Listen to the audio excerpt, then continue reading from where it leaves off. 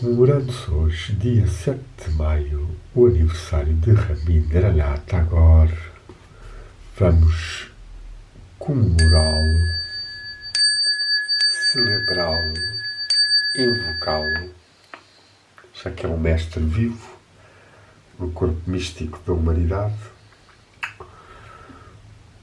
lendo o seu último discurso, a sua última conferência, realizada 3 meses antes de morrer, em 1941, tendo então 80 anos. O livrinho foi comprado por mim em 1995 em Shantiniketan, na Universidade Vishva Bharati, o local e escola de sabedoria e contacto com a natureza na aprendizagem, e vai ser lido pela primeira vez em português, homenageando. O livrinho tem uma imagem de Tagore nesses últimos tempos antes de morrer, antes de deixar o corpo físico, um ser que já estava muito maduro para aceitar facilmente o desprendimento do corpo terreno e da terra. Tanto mais, pois que, além da morte da sua mulher e dos 3 filhos, observava o começo da Segunda Guerra Mundial. Daí que, no prefácio deste livrinho, seja dito o seguinte: a tradução deste bengali discurso de Rabindranath Tagore, intitulado Crise da Civilização, é apresentado aqui. Escrito quando ele tinha 80 anos, 3 meses antes de morrer, tem um grande interesse histórico, como a sua última grande mensagem para o mundo. Ele estava doente na altura e numa agonia do espírito perante o espetáculo do barbarismo devastador da guerra que irrompia e graçava por toda a parte, e temendo da crise da civilização trazida pela avareza, ganância, egoísmo e exulência do poder no Ocidente. Com a sua fé na civilização ocidental dolorosamente partida,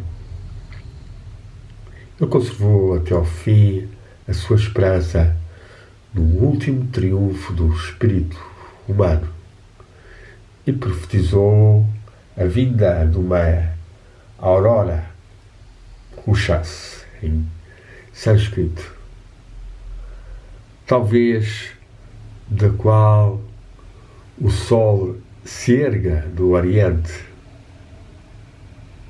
depois da noite da injustiça e arrogante estupidez. Isto aqui já acrescento do prefaciador, que assina com S. Vamos ler então o que Tagore nos diz. Primeiro com um poema prefacial, introdutório.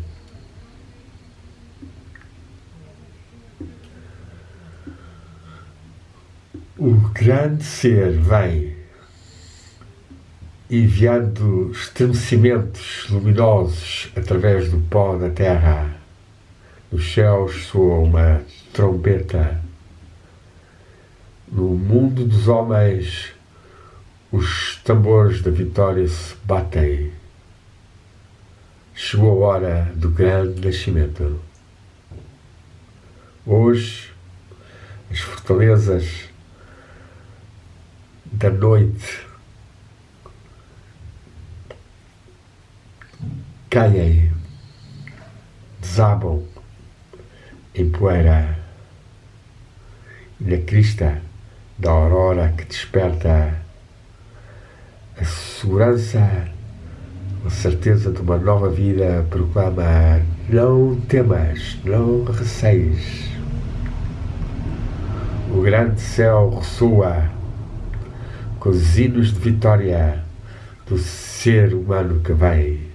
14 de abril de 1941. Poemazinho escrito para esta sua conferência, publicada logo em maio de 1941, uns poucos dias depois de ter sido pronunciada. E vamos ouvir então o que é que o sábio Rabindranath Tagore, uma súmula de grande sabedoria, pois a sua família e o seu pai já tinha sido um grande líder religioso e cultural e político pela independência, o começo da independência da Índia face ao colonialismo inglês, dialogando com Gandhi e com vários outros grandes seres da Índia. O que ele nos vai dizer é certamente importante. Hoje eu completo 80 anos da minha vida. Quando eu olho para trás, para a vasta dimensão dos anos que estão para trás de mim, eu vejo, numa perspectiva clara, a história do meu desenvolvimento inicial. Fico admirado, impressionado pela mudança que ocorreu tanto na minha própria atitude e na psicologia dos meus compatriotas. Uma mudança que leva consigo uma causa de tragédia profunda.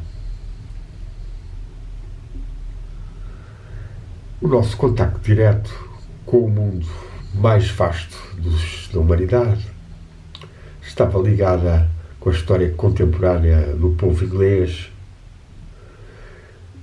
que nós conhecêramos, ou eu, nesses dias ou épocas primordiais da minha vida, já que ele foi estudar para Inglaterra para ser advogado, mas de lá voltou desiludido de tal e decidido antes a mergulhar de novo na cultura, na natureza e na espiritualidade indiana.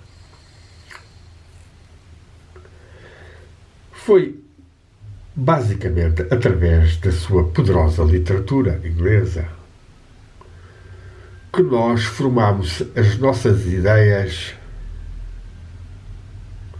em relação a esses seres que tinham vindo recentemente para as nossas costas indianas. Esses dias, o tipo de conhecimento ou de aprendizagem que nos era servido não era muito cheio, nem muito diverso, nem o espírito de inquérito ou de investigação científica estivesse muito em evidência. Assim, o seu objetivo estava estritamente limitado. As pessoas educadas desses dias, nessas épocas, recorriam à língua inglesa e à literatura. Os seus dias e noites eram eloquentes com as declamações estaduais de Burke, com as sentenças muito longas de Macaulay, discussões à volta dos dramas de Shakespeare e da poesia de Byron, em cima de tudo acerca do liberalismo, das políticas do século XIX inglês, de caráter bastante abertas. Nessa época, apesar de algumas tentativas terem sido feitas para nós ganharmos a nossa independência nacional, nós indianos, nós, no coração, não tínhamos ainda perdido fé na generosidade da raça inglesa. Esta crença estava tão enraizada fortemente nos sentimentos dos nossos líderes que os levaram a esperar que o vitorioso, ou seja, a Inglaterra, iria pavimentar por sua própria graça o caminho da liberdade para os vencidos, os indianos.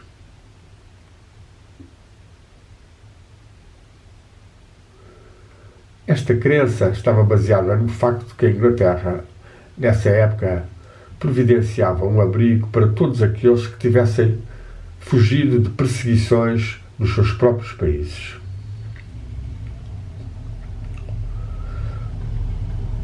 Vários países da Europa, desde a Alemanha, Inglaterra, Alemanha, França, Rússia, etc.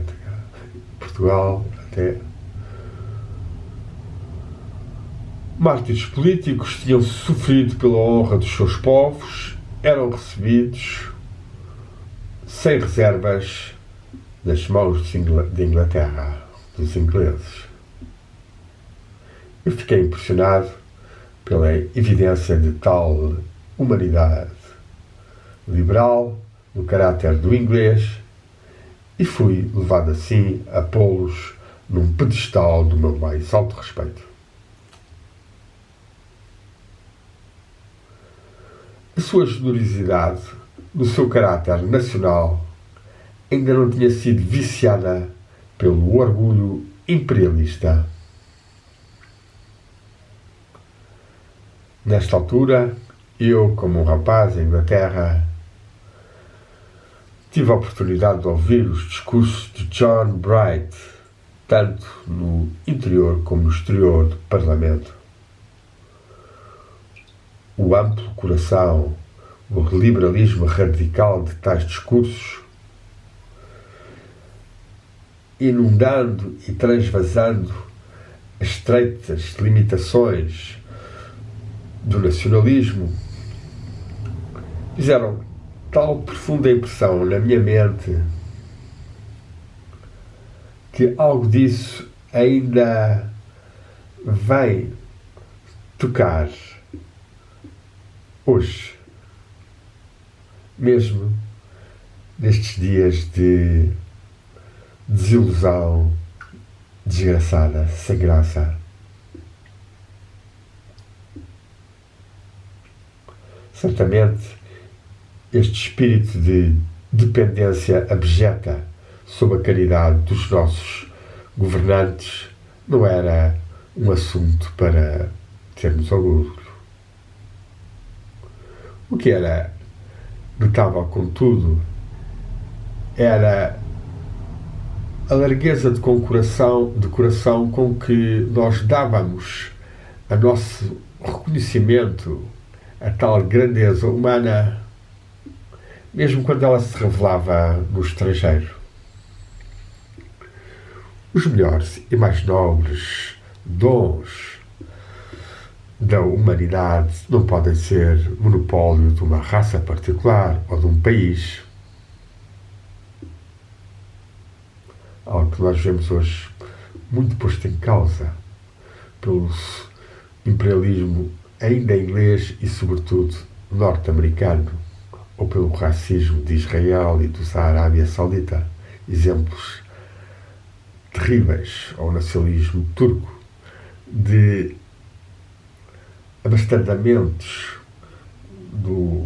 da honra de se terem algumas qualidades e poderes, mas que devem ser postos ao serviço do Sanata Dharma, da ordem universal, que a Índia sempre procurou desenvolver e aprofundar pelos seus mestres espirituais, sobretudo.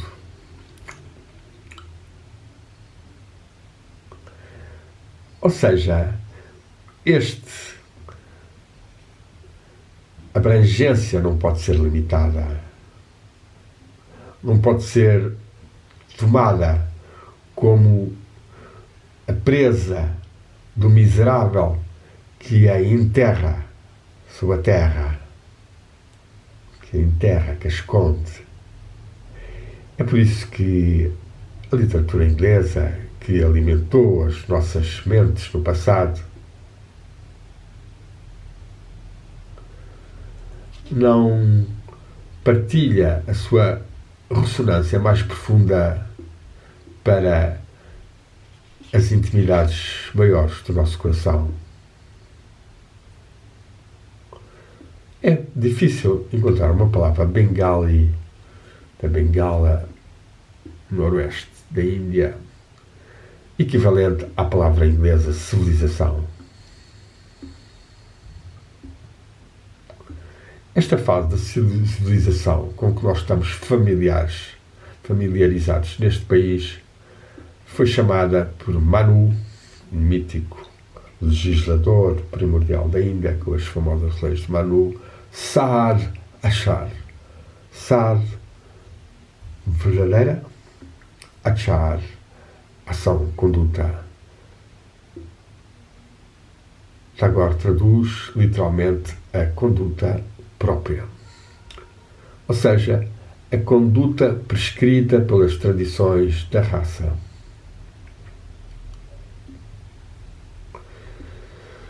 Limitadas em si próprias, estas convenções sociais muito honradas pelo tempo originaram-se e tinham o seu valor bom numa área geográfica circunscrita desse pedaço de terra intitulado ou denominado Brahma Varta, a terra de Brahma, limitados ainda nos dois lados pelos rios Sarasvati e Drishavati.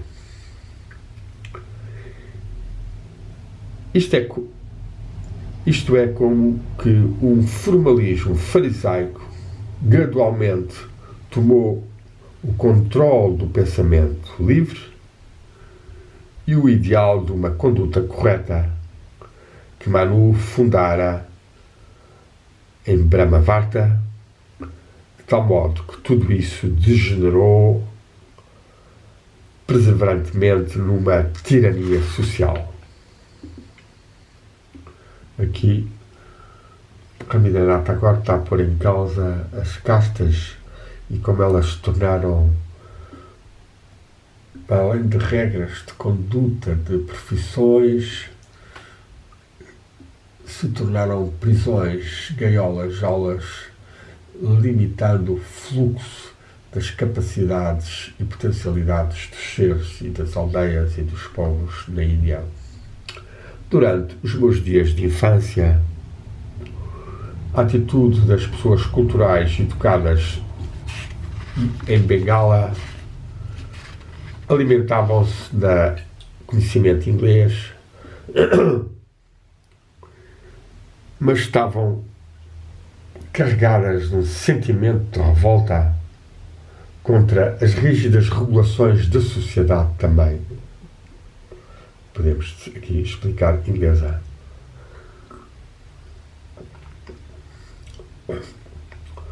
Mas um exame do que é que Rajanarayan Bose escreveu, descrevendo os modos das pessoas educadas desses dias, mostrará, confirmará bastante o que eu acabei de dizer.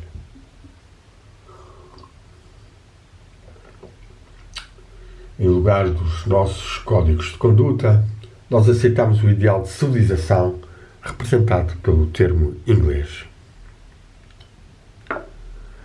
Na nossa família,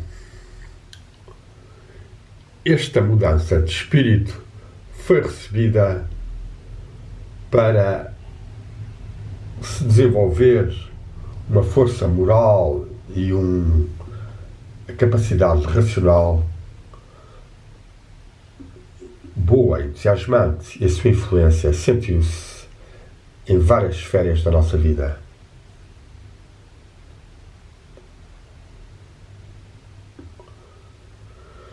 Nasci nesta atmosfera que estava ainda colorida pela minha inclinação intuitiva pela literatura. Eu pus naturalmente o inglês no trono do meu coração. Assim se passaram os primeiros capítulos da minha vida. Depois vieram o separar de caminhos, acompanhado por um sentimento doloroso de desilusão, quando eu comecei crescentemente a descobrir como aqueles que aceitavam as mais altas verdades da civilização desonravam-nas com uma impunidade sempre que as questões do autointeresse nacional estavam envolvidas. Aqui, claramente, o nacionalismo e o colonialismo pondo de parte as muito belas frases e discursos e obras inglesas que me tinham nutrido até agora. Houve uma altura em que eu tive, por força de fazer-me escapar a mim próprio de uma mera apreciação da literatura, à medida que eu emergia na luz forte dos factos concretos, a visão da pobreza tremenda das massas indianas rasgou o meu coração.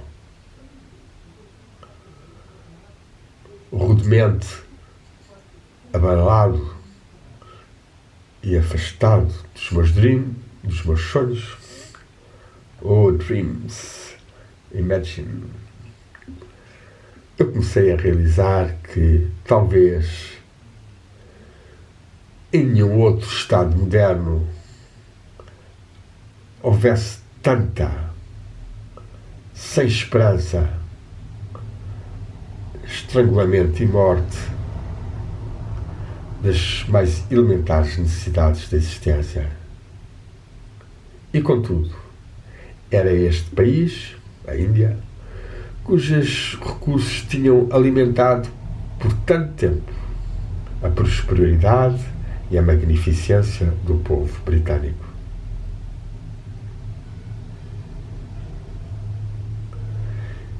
Enquanto eu estivera perdido na contemplação do grande mundo da civilização, eu não podia nem sequer remotamente imaginar que os grandes ideais da humanidade iriam terminar em tal brutal travesti.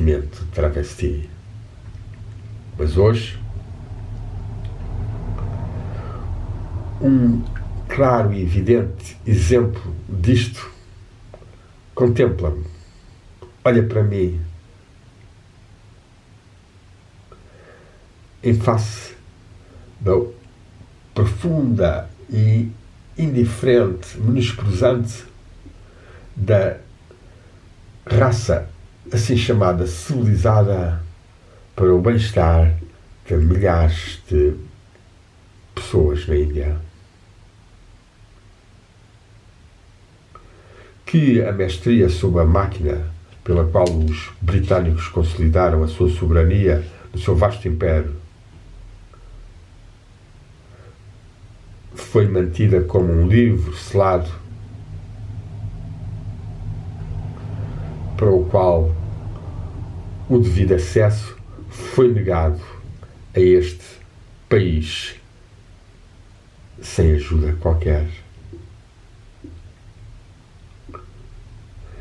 E a toda a hora nós víamos diante dos nossos olhos o Japão, que se tinha transformado numa poderosa e próspera nação.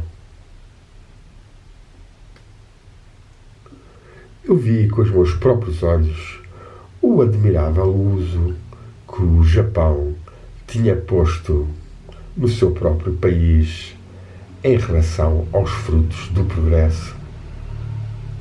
Eu tinha também testemunhado privilegiadamente enquanto na Rússia, em Moscovo, a energia poderosíssima e imparável com que a Rússia estava a tentar lutar contra a doença e contra a iliteracia, e como tinha conseguido fortemente, firmemente liquidar a ignorância e a pobreza, varrendo, expulsando essa humilhação da face do vasto continente. Aqui, Rabindranath Tagore está a elogiar a tarefa valiosa dos soviéticos em relação à saúde e à educação e à pobreza. A civilização na Rússia está livre de todas as distinções individuais ou individuosas, individualizantes, entre uma classe e outra, entre uma seita e outra.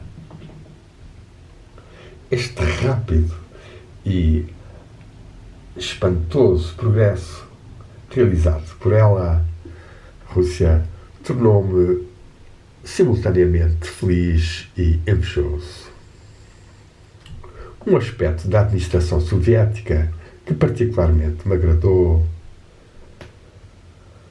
é que ele não providenciava espaço para conflitos de diferenças religiosas, nem lutas de uma comunidade contra outra, pela distribuição desequilibrada de poderes, de favores políticos. Pois eu considero uma administração verdadeiramente civilizada quando ela serve imparcialmente o interesse comum de todo o seu povo. Isto é muito importante, muito atual. Nós vemos como a maior parte dos governos e partidos se instalam na máquina do Estado e servem-se a eles, às suas famílias, aos seus amigos, deixando algumas migalhas para a educação, para a saúde, e depois vemos, como estamos agora a observar em relação à pandemia do Corona-19 em alguns países, com a falência dos meios de tratamento ou a não partilha desses meios de instrumentos ou das máquinas ou até de testes, etc, etc, como temos vindo vergonhosamente, e Tagore, que certamente do seu canto de Calcuta, próximo de Calcuta, ergueria a voz contra os imperialismos sanguinários,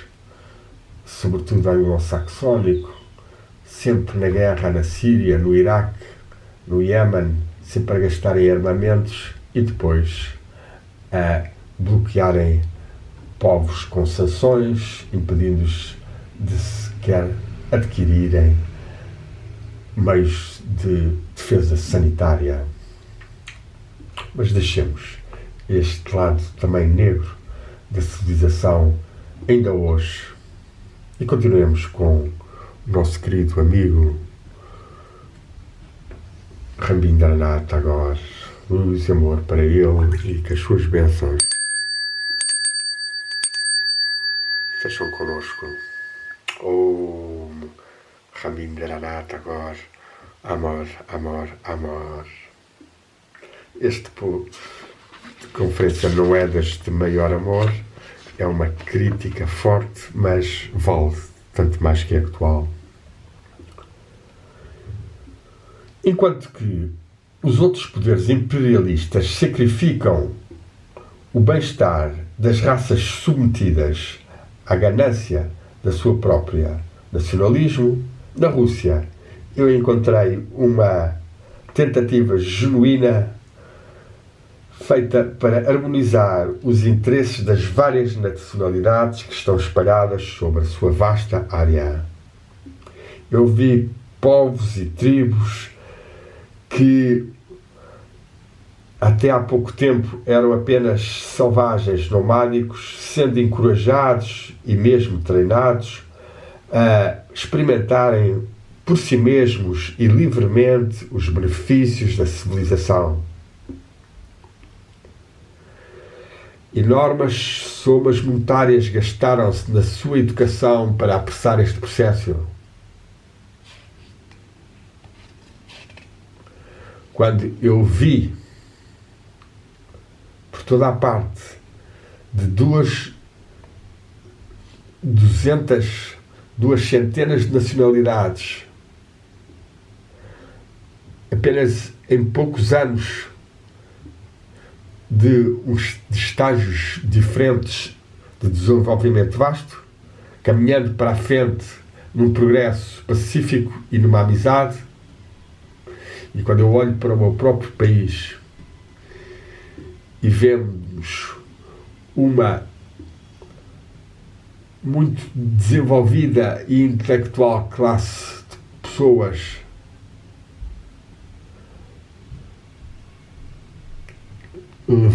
conduzindo, drifting para a desordem do barbarismo, eu não posso deixar de constatar os dois sistemas de governo, o russo baseado na cooperação, o outro na exploração, que tornaram essas condições contrárias possíveis. Eu vejo também o Irão, grande Irão, antiga Pérsia, terra dos grandes místicos do amor e dos seres corajosos e mártires xiás, tão oprimidos pelo imperialismo norte-americano e pelos israelitas. Eu vi também o Irão desperto para um sentido de independência autossuficiente, tentando cumprirem o seu próprio destino,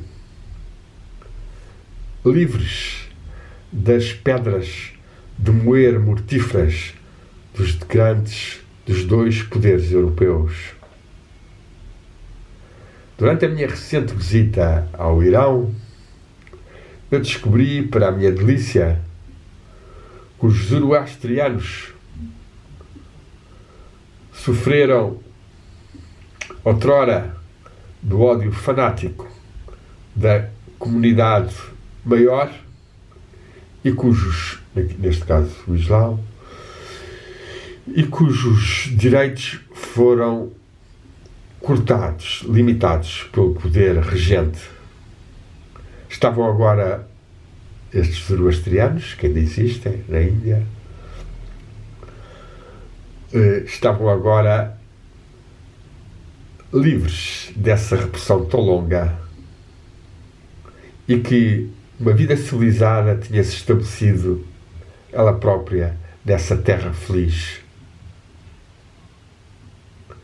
É significativo que a boa fortuna do Irão data da época quando finalmente se desentranharam a si próprio das armadilhas, de mechas e artimanhas da diplomacia europeia.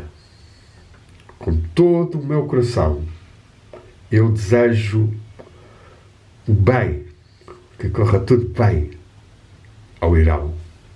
Palavras muito proféticas, pois ainda hoje o Irão sabemos que é vítima de tolos e ambiciosos warmongers como Pompeo, Abraham Elliot, Bolton, Trump, Clinton, Hillary e Bush, que tentam controlar e destruir a autonomia cultural e espiritual e económica do povo iraniano. Virando para o reino vizinho do Afeganistão, eu vejo que há lá muito lugar para melhorias no campo da educação e desenvolvimento social. E, contudo, o Afeganistão é afortunado se conseguir olhar para um progresso contínuo. Pois nenhum dos poderes europeus, apesar de tão orgulhosos da sua civilização, conseguiram até agora controlar e esmagar as suas possibilidades. Outra zona que está, de facto, em grandes lutas e muito difícil chegar-se ao estabelecimento do caráter civilizacional que deve ser desenvolvido harmoniosamente e o melhor para todos, com várias tendências extremistas, tanto ocidentais como islâmicas, e o meio termo difícil de ser realizado, muito difícil. O Afeganistão, ao contrário do Irão e da Rússia, que são hoje em dia, apesar de sancionados miseravelmente pelo Império Norte-Americano, duas luminares, duas forças de civilização e de sabedoria e de liberdade, certamente com os necessários controles para que o caos que os agentes de provocação e de destabilização do imperialismo estão sempre a lançar sobre tais países.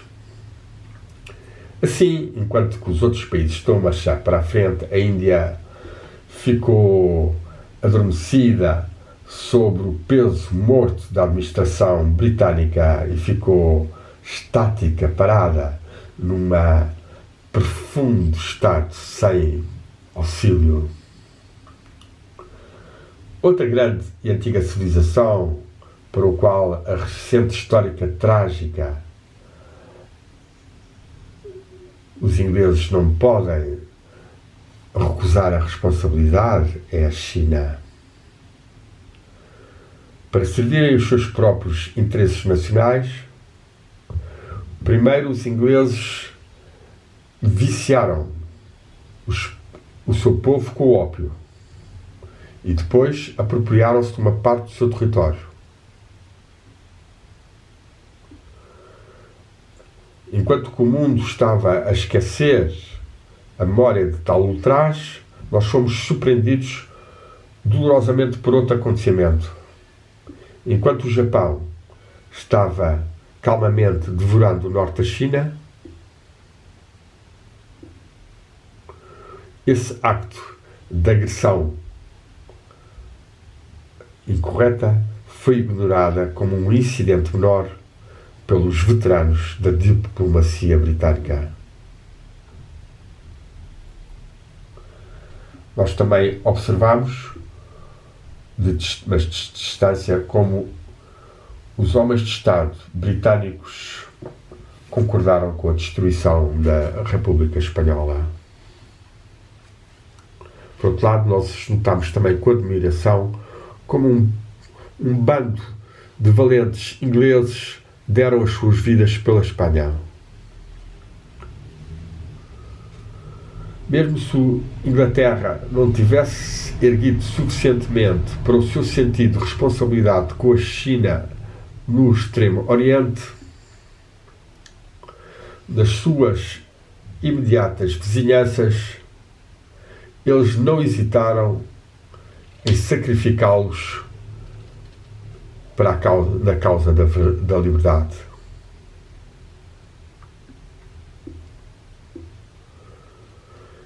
Estes atos de heroísmo de alguns ingleses lembram-me de novo da verdadeiro espírito inglesa que eu nos meus primeiros dias tinha dado uma verdadeira ou plena fé, e fizeram-me admirar como é que a ganância imperialista pôde provocar tão feia transformação do caráter de uma raça tão grande. Este é a história trágica da minha perda de fé nas proclamações das nações europeias à civilização. Na Índia, o infortúnio de sermos governados por uma raça estrangeira é trazido até as nossas casas diariamente, não só pela negligência calosa ou preguiçosa em relação às mínimas necessidades da vida, tais quais a adequada previsão de alimento, roupa, educação e facilidades médicas para as pessoas, mas também na forma ainda mais infeliz em que o povo foi dividido entre si. E a pena é que a crítica é posta à porta da nossa própria sociedade. Tão temível a culminação da história do nosso povo nunca teria sido possível, a não ser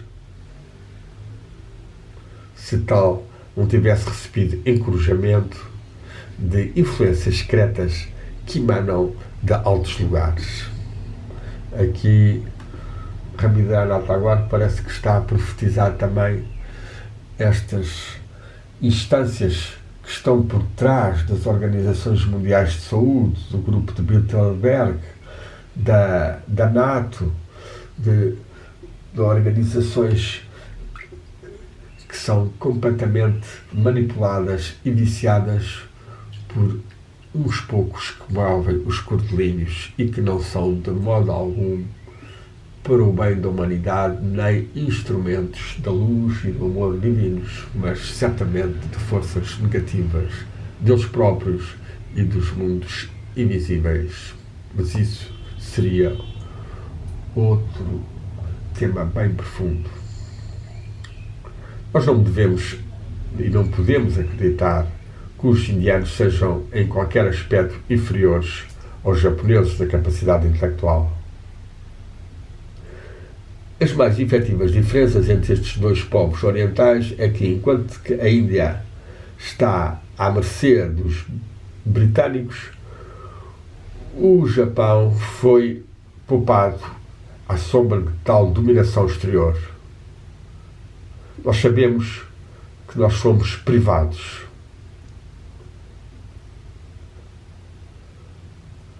Aquilo que era o melhor na nossa própria civilização, a manutenção da dignidade da relação humana, isso não tem lugar na administração britânica deste país. No seu lugar, estabeleceu-se o cacetete numa mão e o reino da lei da ordem. Ou seja, noutras palavras, a regência do polícia. Essa grotesca imitação da civilização não pode clamar respeito de nós. É a missão da civilização trazer unidade entre o povo e estabelecer paz e harmonia. Mas na infortunada Índia, a fábrica ou a estrutura social está sendo rasgada nos farrapos de pouco visto explosões do oliganismo que crescem diariamente em intensidade, exatamente debaixo da verdadeira égide da lei e da ordem. Na Índia, enquanto que nenhuma injúria pessoal for infligida sobre qualquer membro da classe que rege britânica, este barbarismo parece estar seguro da sua perpetuidade, fazendo-nos ficar envergonhados de viver sob tal administração. Contudo, a minha boa fortuna levou-me ao contacto com ingleses verdadeiramente de coração largo. Sem qualquer hesitação, eu posso dizer que a nobreza do seu caráter era sem paralelo. Em nenhum país ou comunidade que eu vi tal grandeza de alma. Tais exemplos não me permitiriam perder a fé na raça que os produziu.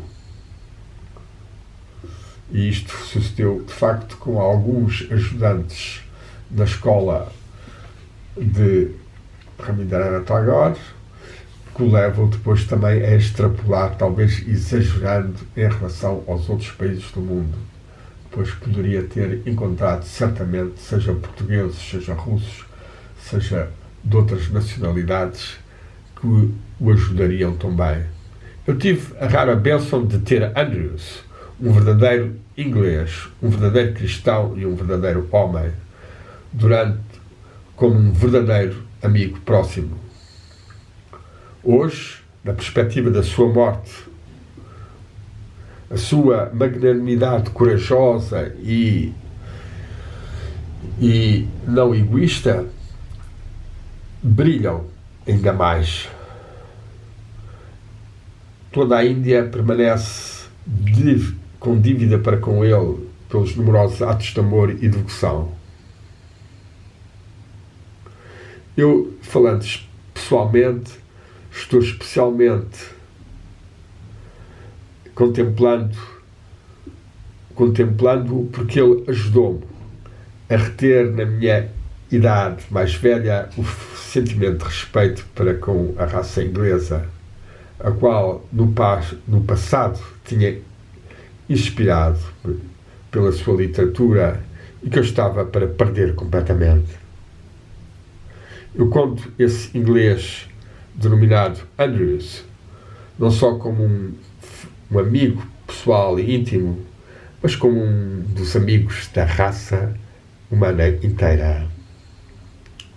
Para mim, tê-lo conhecido foi um tesouro precioso. A minha crença que tais ingleses poderão salvar a honra de Inglaterra do naufrágio. Bem difícil, continuamos a ver, tal como presentemente no próprio país, o Labour, que tinha em Jeremy Corbyn um homem de alguma qualidade próxima deste, ser substituído por um completamente vendido. Mas avancemos. De modo algum, se eu não o tivesse conhecido,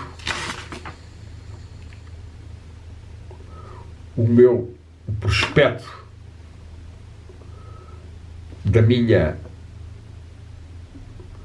do meu desespero perante a civilização ocidental teria sido libertado.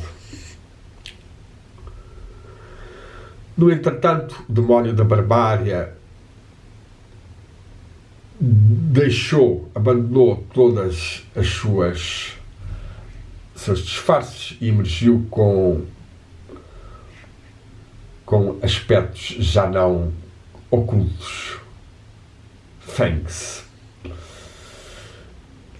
Pronto a rasgar a humanidade numa orgia de devastação.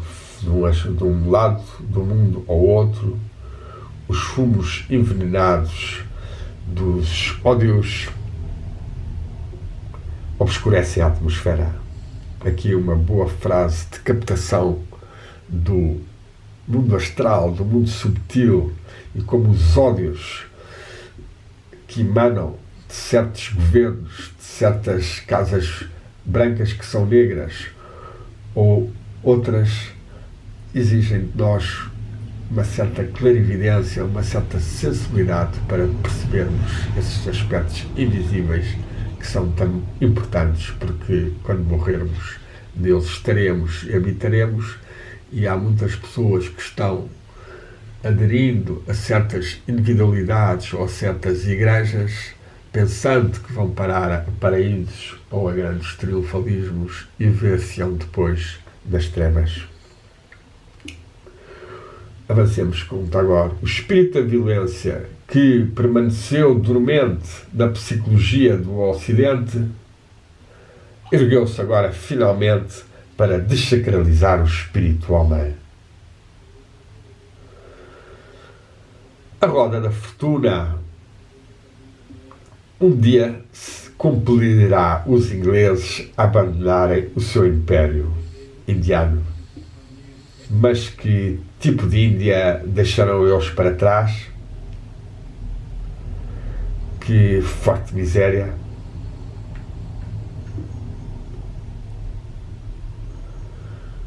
Quando a corrente dos 2 últimos séculos da administração ficar seca, que desperdício de lama e de lixo se encontrará deixado por eles. Houve uma altura em que acreditei que as fontes da civilização sairiam do coração da Europa. Mas agora que eu estou também para abandonar o mundo, luz e amor para agora, onde quer que ele esteja, que a sua paz esteja connosco. E a bateria está a fraquejar, vamos avançar rapidamente. Mas agora que eu estou para abandonar o mundo, esta fé fez bancarrota. Eu hoje vivo na esperança de que o Salvador, o Avatar, está para vir e que ele nascerá no nosso meio, nesta pobreza envergonhada que é a Índia. Usa ainda a expressão Hovel.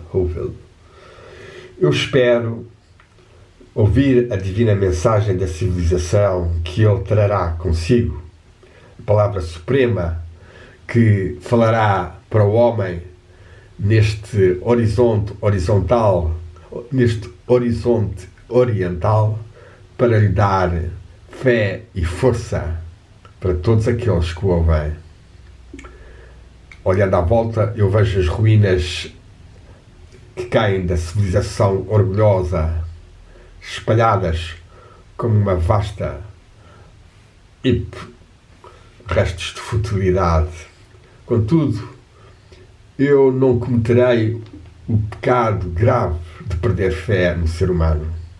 Eu olharei antes para o futuro, para um novo capítulo que se abrirá na sua história depois deste cataclismo, em que a atmosfera estará mais limpa com o espírito do serviço e do sacrifício.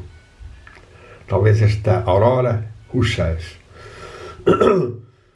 virá deste horizonte do Oriente, onde o Sol se ergue, ex-Orient Lux, como sempre foi dito, onde estão as montanhas sagradas, Imavat, tão louvada pelo mestre Boinará. Um dia virá quando as pessoas invencíveis, não vencidas, redescobrirão o seu caminho de conquista, apesar de todas as barreiras, para recuperarem o seu caminho para a herança humana perdida. Hoje nós testemunhamos os perigos que esperam a insolência do poderoso. Um dia nascerá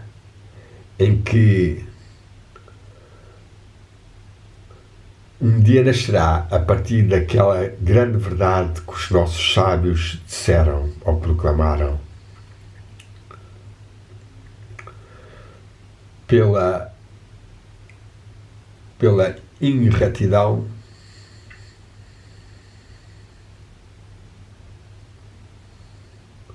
o homem prospera, ganha o que parece desejável, conquista inimigos, mas perece na sua raiz. Abril de 1941. Assim terminamos este discurso que Tagore, o autor de belíssimos poemas de amor, de lirismo, de panteísmo, de comunhão com a natureza e também da alta espiritualidade, a sadhana, e do qual eu já traduzi alguns textos e poemas, tendo havido ao longo dos anos várias publicações em Portugal e vários seres que admiraram muito e no qual nós nos inserimos neste momento e referimos a Deodato Barreto, Tudela Castro e outros. Possa então a sabedoria e o amor e o espírito de Tagore inspirarem-nos na beleza e no amor, no espírito e na fraternidade. Demos graças. Hum.